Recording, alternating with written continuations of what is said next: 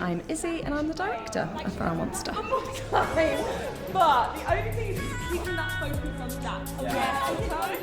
It's all about the trials and tribulations of what it means to grow up rural, working class, queer, but also the joy and the excitement of that as well.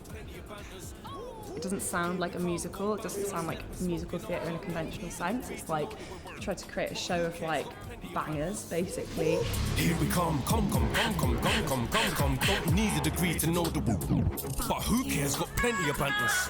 Audiences should come and see Feral Monster because so rarely do we hear queer stories from a working class perspective, especially done by a national company. You're going to get humour, you're going to get pain, you're going to get brilliant music, you're going to get brilliant movement, you're going to get a set that really is so imaginative and dynamic, and a really cracking cast. Like, our cast are amazing.